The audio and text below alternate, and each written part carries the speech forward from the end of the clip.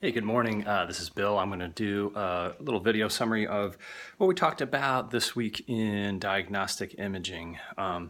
This week I presented a case study on somebody with shoulder pain, and just wanted to get your guys' thoughts and opinions on when we might consider ordering imaging and what imaging you might consider ordering. And I do realize a lot of you guys aren't necessarily outpatient or orthopedic therapists, but I thought it would be a good opportunity for us to apply the material we're learning this past week on upper extremity imaging.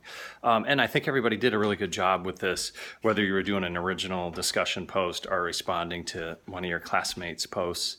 Some people actually posted case studies from their own practice, which was actually really cool. So we could sort of follow along with your reasoning and identify, which patients might need imaging versus not. Definitely people brought up some very interesting types of pathology that you might not always consider. One of the ones was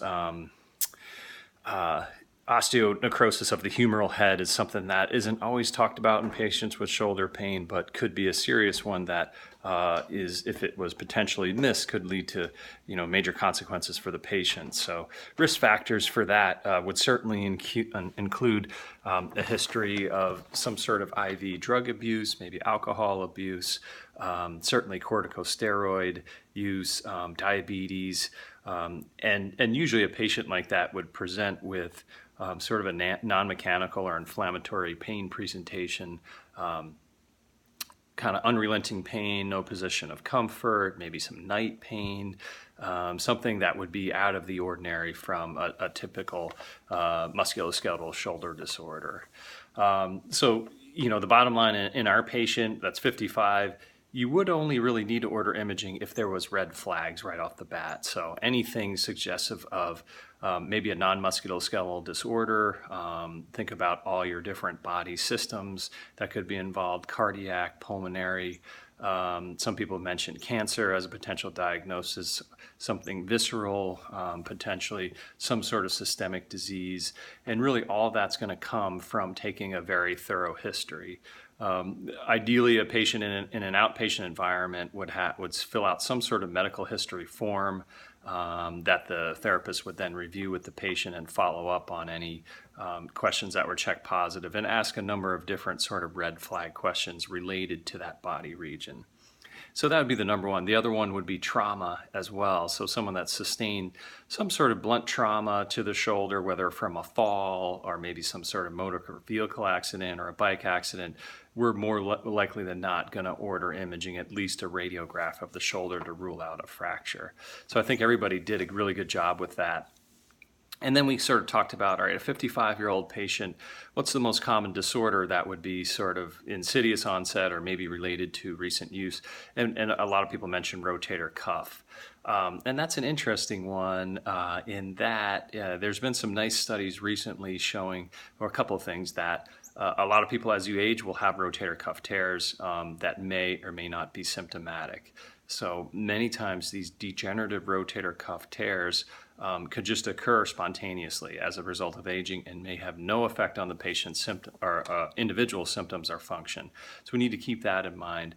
The other thing is that there's decent amount of research out there now that patients can potentially do just as well with conservative management without requiring surgery. So even if you had a patient that presented with signs or symptoms of maybe a full thickness tear, it's probably good to go through a course of conservative therapy to see how they do. They can always have surgery down the road, but if we're talking this day and age of maybe reducing unnecessary surgeries, preventing potential risks from having surgery, it's certainly a consideration. How long you wait before you would consider surgery is another question. If we're talking about improving a tendinopathy, those are very slow to sort of turn over and improve. Even if we just consider we need to work on strengthening, we're unlikely to see major gains with a 4 to 6 week course of therapy. Hopefully the patient would start to feel better in that time, but in order for them to probably have a good shot at it, we're probably talking about 12 weeks or 3 months would be my consideration before considering that this is not going well. We should consider surgery, but of course it's always going to depend on that individual patient. So bottom line would be just because we suspect the patient has a degenerative atraumatic rotator cuff tear, we don't necessarily need to go right into an MRI, which would probably be the best imaging choice for this, possibly starting with ultrasound. And to conservative treatment can be pretty beneficial for these patients, a vast majority of them. Some people also mention slap tears. If you're not familiar with that terminology, that would be for a superior labral lesion, anterior to posterior. That's the part of the labrum that the long head of the biceps inserts into. That's a very difficult diagnosis to make clinically. There's really no good clinical tests for that. Some people mention biceps load 2. That's very specific to a type 2 slap lesion that we'd see maybe in an overhead athlete. There's not a lot of good clinical tests. And if you think about the shoulder, it's a very complex joint.